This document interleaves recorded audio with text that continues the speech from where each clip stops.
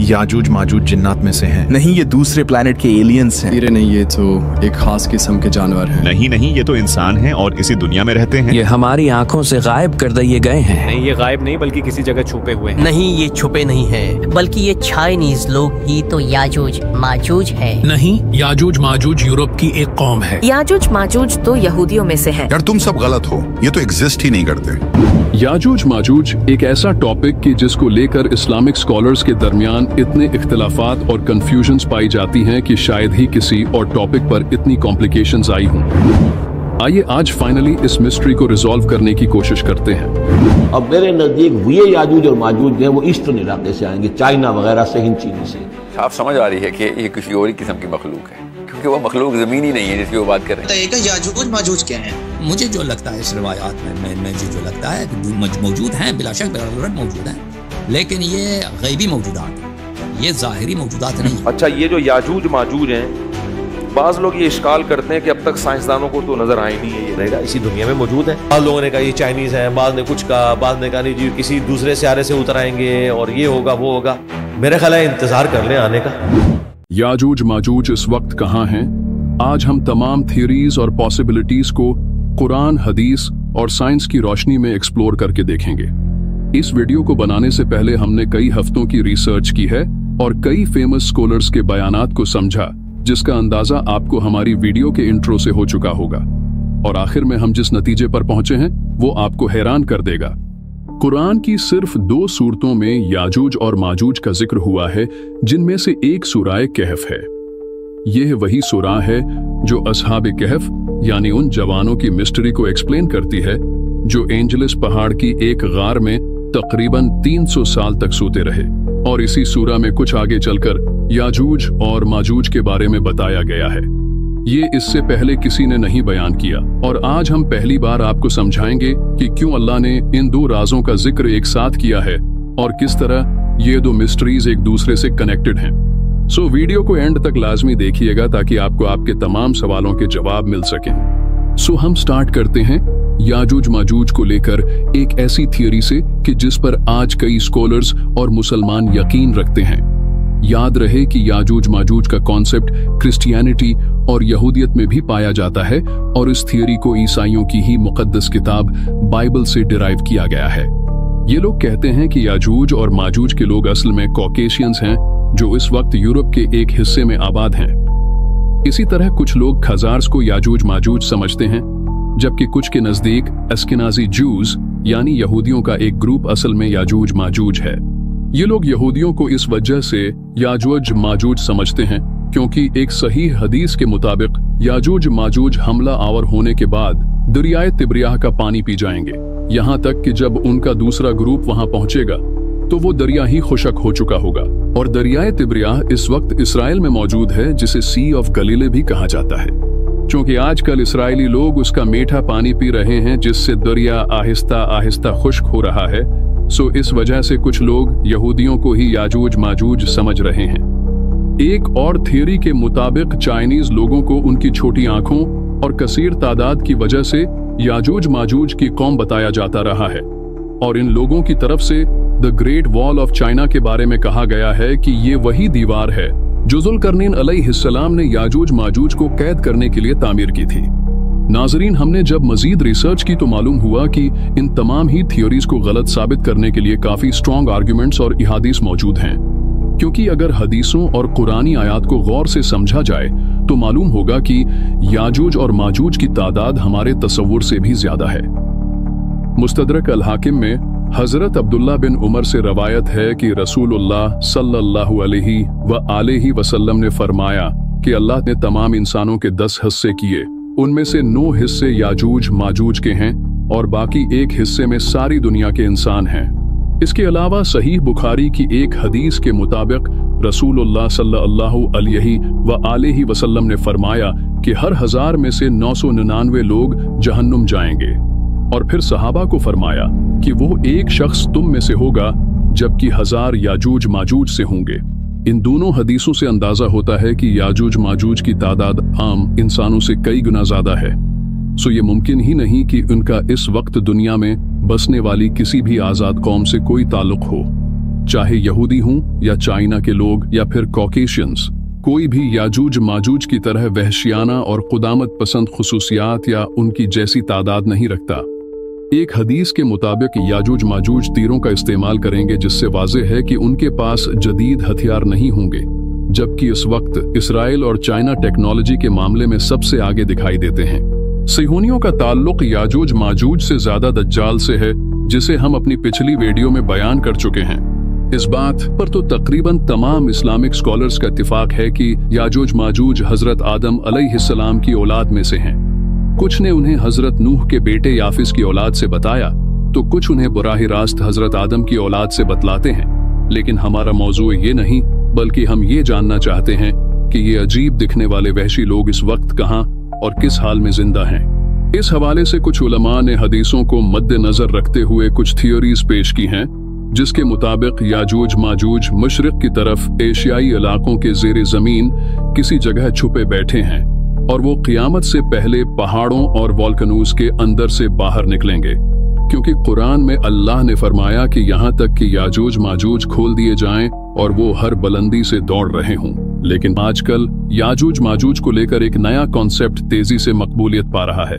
इस कॉन्सेप्ट के तहत लोगों का मानना यह है कि अगर याजूज माजूज इस दुनिया में कहीं बंद किए गए होते तो अब तक एक्सप्लोरर्स या साइंटिस्ट्स को यकीनी तौर पर उनका सुराग मिल चुका होता।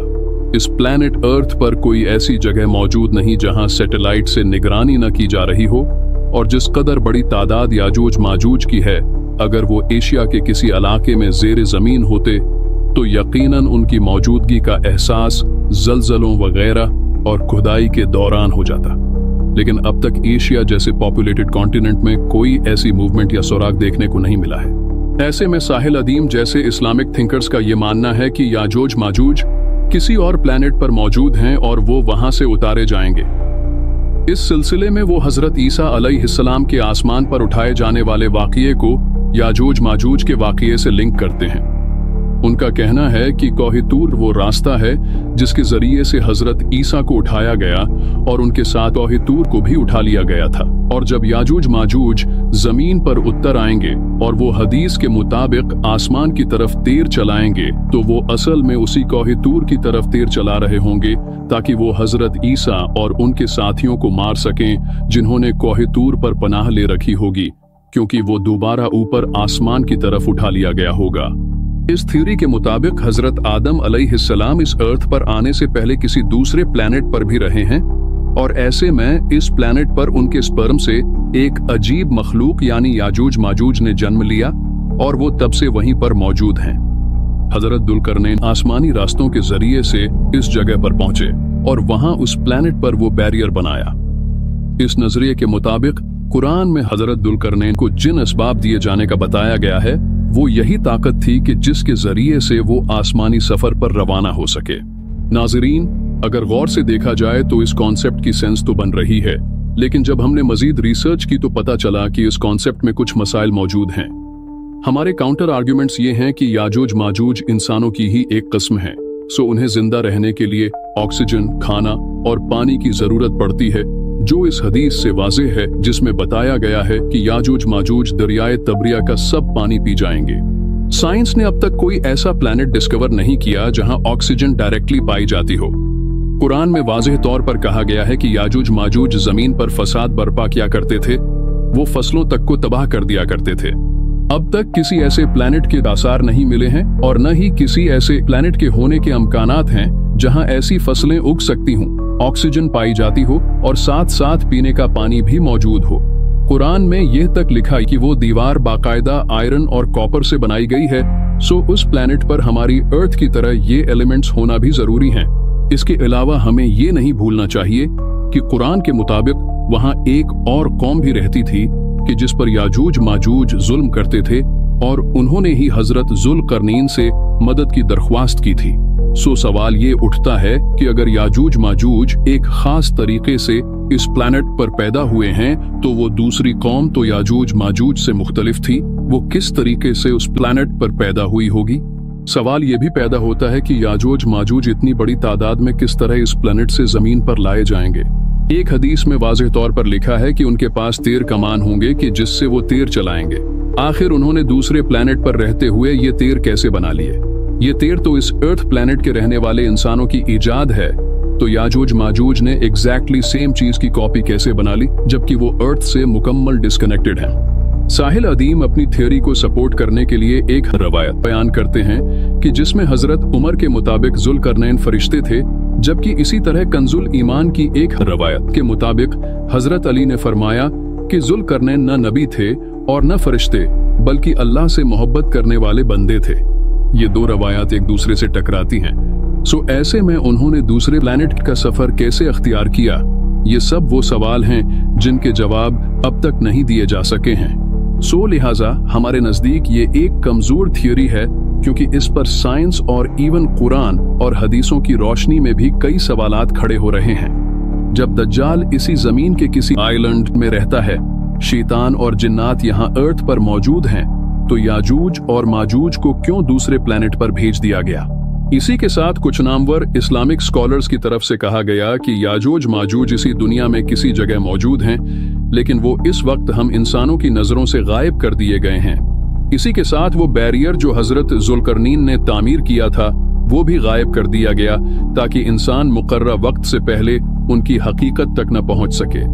अगर देखा जाए तो ये वाहिद ऐसी एक्सप्लेनेशन है जो रीजनेबल मालूम होती है, लेकिन शायद साइंसी एतबार से इस पर यकीन करना थोड़ा मुश्किल है। इस्लामी पॉइंट ऑफ व्यू से अगर देखा जाए तो जिन्नात और फरिश्ते हमारे दरमियान होने के बावजूद हमें नजर नहीं आते, क्योंकि वो किसी और डिमेंशन में रहते हैं। लेकिन सवाल ये है कि याजूज माजूज न तो फरिश्ते हैं और न ही जिन, वो तो महज इंसान हैं, तो फिर किस तरह से गायब कर दिए गए? आपको याद होगा हमने वीडियो के शुरू में असहाब कहफ के वाक़ये की तरफ इशारा किया था।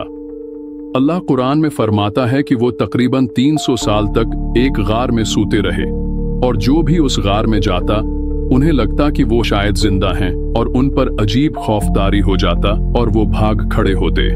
इसका मतलब ये है कि असहाब कहफ को अल्लाह ने गायब नहीं किया था, बल्कि सिर्फ दूसरे लोगों से उनकी हिफाजत की और किसी को उनके करीब जाने नहीं दिया।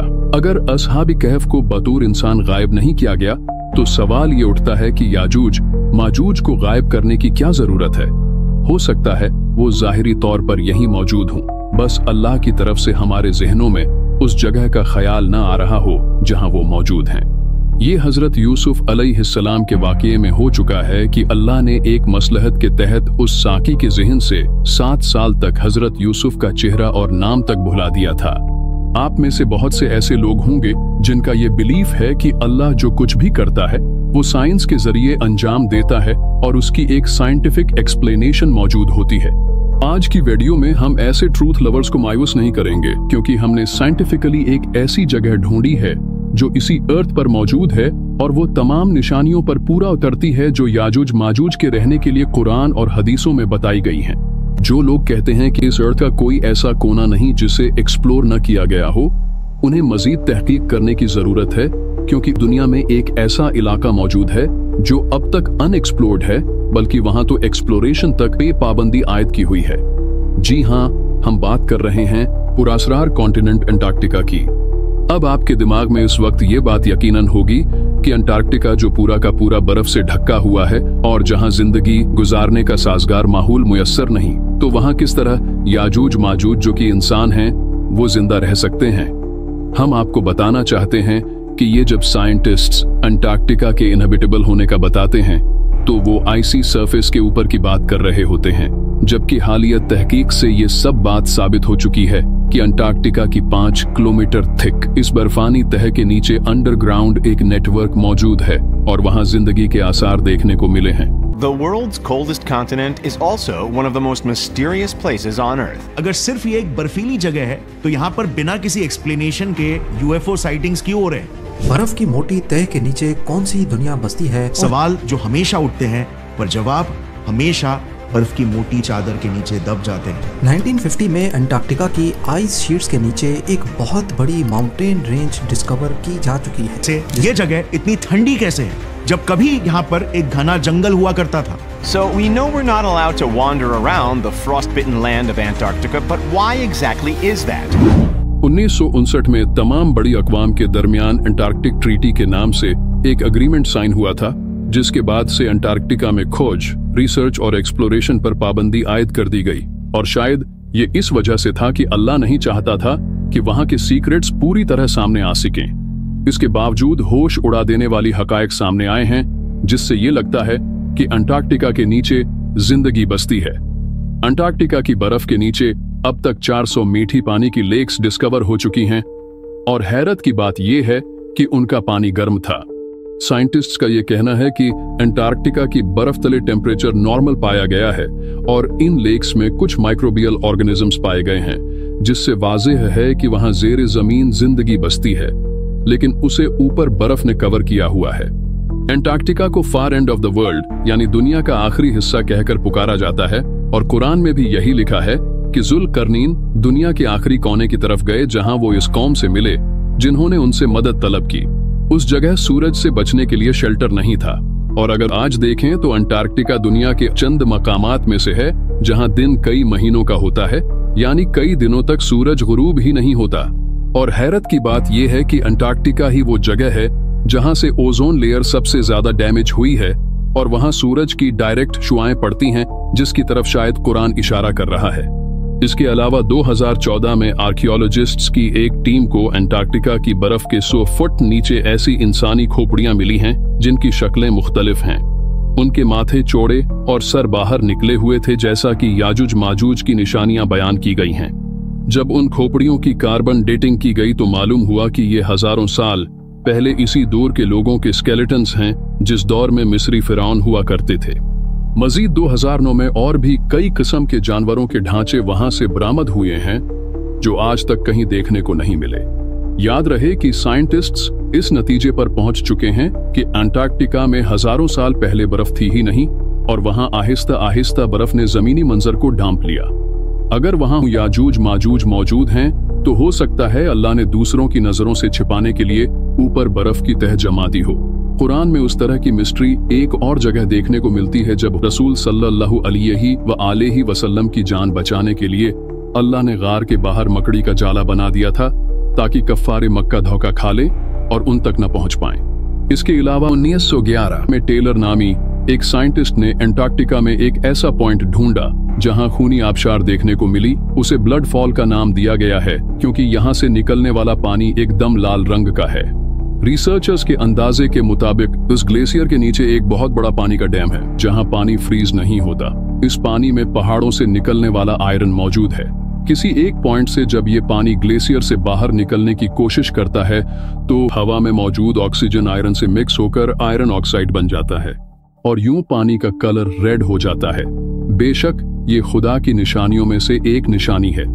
अगर आप कड़ी से कड़ी मिलाएं तो क्या मालूम जिस पानी के बड़े डैम का साइंटिस्ट्स जिक्र कर रहे हैं ये वही बैरियर हो जो जुल्करनीन अलैहिस्सलाम ने तामीर किया था। क्या मालूम कि जो आयरन बर्फ के नीचे से निकल रहा है ये वही आयरन यानी लोहा हो जिसका कुरान में जिक्र किया गया है कि लोहे और तांबे से मिलकर वो बैरियर बनाया गया था। अंटार्कटिका में लोहे की मौजूदगी साइंटिस्ट्स के लिए भी हैरानकुन है। हो सकता है कि रोज जब याजूज माजूज बैरियर में खुदाई करते हों तो इसमें से कुछ आयरन निकलकर इस पानी में शामिल हो जाता हो और अल्लाह उसे ब्लड फॉल की सूरत निशानी के तौर पर दिखाना चाहता हो। अगर आप सर्च करें तो मालूम होगा कि 1938 में हिटलर ने अंटार्कटिका में एक एक्सपीडिशन लॉन्च की थी जिसके तहत जर्मनी ने अंटार्कटिका में एक खुफिया बेस कायम की थी।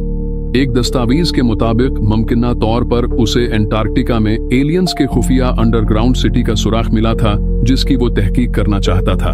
लेकिन इससे पहले कि वो सच तक पहुंचता वर्ल्ड वॉर शुरू हो गई जिसमें जर्मनी हार गया और हिटलर ने खुदकुशी कर ली। हो सकता है वो एलियंस की बजाय याजूज माजूज हों कि जिसका सुराग हिटलर को मिला हो। ये तमाम हकायक जो हमने आपके सामने रखे हैं वो वेरीफाई किए जा सकते हैं और मुख्तलिफ डॉक्यूमेंट्रीज में उन्हें फिल्माया भी गया है। एस्टिमेट्स के मुताबिक अंटार्कटिका इंडिया से भी 4 गुना बड़ा है और अगर इंडिया में 1.5 अरब आबादी बसती है तो आप खुद अंदाजा लगा सकते हैं कि अंटार्कटिका में किस कदर लोगों की कैपेसिटी पाई जाती है। यहाँ इतनी जगह मौजूद है कि बर्फ तले अरबों याजूज माजूज जिंदा रह सकें। कुरान के मुताबिक याजूज माजूज को जब छोड़ा जाएगा तो वो ऊंचाइयों से नीचे की तरफ आएंगे जिसका मतलब ये निकाला जा सकता है कि वो पहाड़ों से नीचे उतरेंगे। हैरत अंगेज तौर पर अंटार्कटिका भी एक पहाड़ी इलाका है जहां अब तक 19 से ज्यादा तो सिर्फ वोल्कानोज ही डिस्कवर हो चुकी हैं। इसी तरह आपके जहन में यह सवाल भी होगा कि अगर याजूज माजूज अंटार्कटिका में मौजूद हैं तो आखिर वो किस तरह समंदर पार करके मशरिक की तरफ सफर करेंगे, क्योंकि हदीसों के मुताबिक वो आने के बाद दरियाए तबरिया का पानी मुकम्मल पी जाएंगे जो इस वक्त इसराइल में है। उन्हीं हदीसों में ये भी लिखा है कि उनके पास तीर होंगे जो वो आसमान की तरफ चलाएंगे। सुनन इब्न माजा की एक हदीस में मिलता है कि याजूज माजूज इतना असलहा छोड़कर मरेंगे कि उनकी कमानों और तीरों और ढालों को मुसलमान 7 साल तक इस्तेमाल करेंगे। सो सवाल ये उठता है कि अगर वो तीर जैसे आलात बना सकते हैं तो अपने सफर के लिए कश्तियां भी बना सकते हैं। उन्होंने अब तक दूसरे इंसानों से बदला लेने की मुकम्मल तैयारी की हो सकती है। खैर, अगर याजूज माजूज इस दुनिया में वाकई फिजिकली तौर पर मौजूद हैं तो हमारी रिसर्च के मुताबिक अंटार्कटिका वो जगह हो सकती है जहां वो इस वक्त मौजूद हों। बाकी अल्लाह बेहतर जानता है और इसमें कुछ शक नहीं कि मुकर्रा वक्त से पहले हम इंसान याजूज माजूज तक नहीं पहुंच सकेंगे। इस रिसर्च का मकसद सिर्फ ये था कि आप साइंटिफिकली भी याजूज माजूज के वजूद से इनकार नहीं कर सकते, क्योंकि इसी अर्थ पर ऐसी जगहें मौजूद हैं जिनको अब तक एक्सप्लोर नहीं किया जा सका। शायद कोई ताकत याजूज माजूज तक पहुंचने से हमें रोकती है। आप सब जरूर कमेंट सेक्शन में अपनी राय से आगाह कीजिएगा। मिलते हैं अगली वीडियो में, तब तक के लिए अल्लाह आप सबका हामी व नासिर हो।